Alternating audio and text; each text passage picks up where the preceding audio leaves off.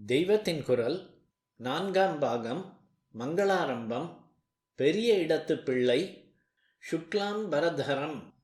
சுக்லாம் பரதரம் ஸ்லோகம் எதற்கும் ஆரம்பத்தில் சொல்கிறோமே, அதிலே ஒரு வேடிக்கை என்னவென்றால், அதில் பிள்ளையாருடைய பெயர் எதுவுமே வரவில்லை.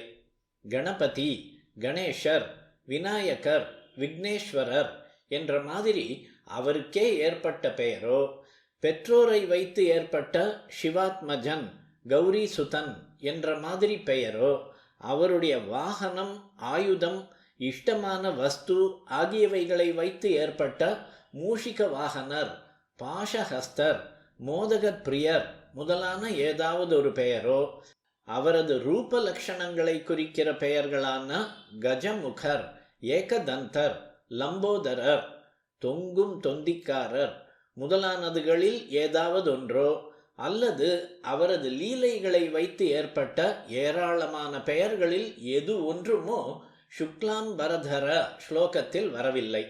சொல்லி பாருங்கள். சுக்லாம் பரதரம் விஷ்ணும் சசிவர்ணம் சதுர்புஜம் பிரசன்னவதனம் த்யாயேத் சர்வ விக்னோபசாந்தயே. சுக்லாம் பரதர, வெள்ளை வஸ்திரம் கட்டி கொண்டிருப்பவர். சரஸ்வதியும் ஈஸ்வரனும் கூடத்தான் வெள்ளை கட்டிக்கொள்பவர்கள். புருஷர்களில் எல்லோருமே வெள்ளைதான் கட்டிக்கொள்வார்கள். வித்தியாசமாக மஞ்சள், சிவப்பு கட்டிக்கொள்கிற சுவாமிகளை பீதாம்பரதாரி, இரத்தாம்பரதாரி என்றெல்லாம் சொன்னால் அது அவர்களைத்தான் ஸ்பெஷலாக குறிக்கிறது என்பது போல, சுக்லாம்பரதரர் என்பது பிள்ளையாரை மாத்திரம் குறிப்பிட்டு விடவில்லை. அடுத்ததாக விஷ்ணு. இதற்காகத்தான் நான் இந்த ஸ்லோகத்தை சொல்ல வந்தேன். மாமா பேரையே மருமகனுக்கு சொல்லி இருக்கிறது. அத்தனை அந்யோன்யம்.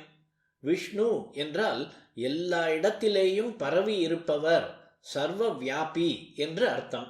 பிள்ளையார் எங்கேயும் இருக்கிறார் என்பதால் விஷ்ணு என்று சொல்லி இருந்தாலும், அந்த வார்த்தையை கேட்டவுடனேயே நமக்கு அவருடைய மாமா நினைவுதானே வருகிறது.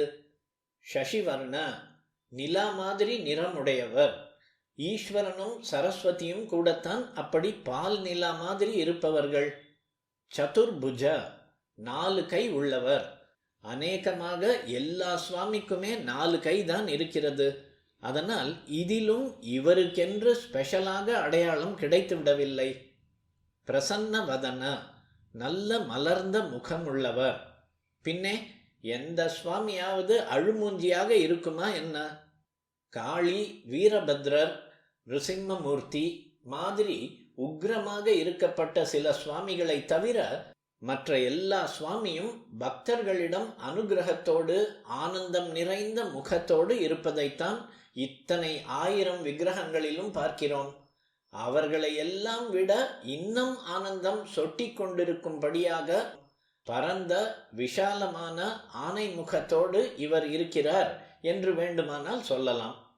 இப்படி சுக்லாம் பரதரம் விஷ்ணும் சசிவர்ணம் சதுர்புஜம் பிரசன்ன வதனம் என்று வருகின்ற 5 வார்த்தைகளில் எதுவுமே பிள்ளையார் ஒருவரை மட்டும்தான் குறிக்கிறது என்று சொல்வதற்கு இடமில்லாமல் இருக்கிறது. இந்த 5 வார்த்தைகளில் ஒவ்வொன்றுக்கும் ஒரு குட்டாக 5 தரம் நெற்றி பொட்டில் குட்டி கொள்ள வேண்டும். அப்புறம் தியாயேத் என்பதற்கு தியானிக்க வேண்டும் என்று அர்த்தம். எதற்காக தியானிக்க வேண்டும்? சர்வ விக்ன உபசாந்தையே, எல்லா விக்னங்களும், தடைகளும், இடையூறுகளும் அடங்கி மறைந்து போவதற்காகவே. இங்கேதான் ஒரு நாமாவாக சொல்லாவிடிலும் பிள்ளையாருக்கென்றே ஏற்பட்ட விசேஷ லட்சணம் தெரிகிறது. எடுத்த காரியம் விக்னமில்லாமல் நடக்க வேண்டுமென்றால் அதற்கென்று பிரார்த்திக்கப்பட வேண்டிய சுவாமி பிள்ளையார்தான். அதனால்தான் எந்த காரியத்தையும் ஆரம்பிக்கிற போதே அவருக்கு பூஜை பண்ணி விடுவது, இந்த ஒரு ஸ்லோகமாவது சொல்லி நெற்றியில் குட்டி கொண்டு விடுவது. ஸ்லோகம் சொல்லிக்கொள்ளக்கூடிய வயசுக்கு முந்தியே ஒரு சின்ன குழந்தையிடம் கூட, அப்பா பிள்ளையாரை நினைச்சுக்கோ, அப்போதான் எந்த கஷ்டமும் வராமல் இருக்கும் என்று சொல்லி கொடுத்து விடுவார்கள். அதனால் ஸ்லோகம் கற்றுக்கொள்கிற வயசு வந்தபோது இப்படி சர்வ விக்னோபசாந்தையே என்று சொல்லி கொடுத்து விட்டாலே போதும். இடைஞ்சல் வராமல் இருப்பதற்காக இந்த சுவாமிக்கு ஸ்தோத்திரம் சொல்லணுமா? அப்படியானால் அவர் பிள்ளையாராகத்தான் இருப்பார் என்று அந்த குழந்தை கூட புரிந்து கொண்டுவிடும். விஷ்ணு என்றே இந்த ஸ்லோகத்தில் இருப்பதிலிருந்து பிள்ளையாருடைய உறவு முறைகளில் மாமாவின் அருமை தெரிகிறது. அதை வைத்துத்தான் சற்று முன் சொன்ன ஸ்லோகத்தில் ஸ்ரீகாந்தோ மாதுலோ யஸ்ய, எவருக்கு மாமா லக்ஷ்மிபதியான மகாவிஷ்ணுவோ என்று ஆரம்பிக்கிறது. மலையாளத்தில் மருமக்கத்தாயம் என்று மருமான் வழியாக சொத்து போகும் முறை ஞாபகம் வருகிறது.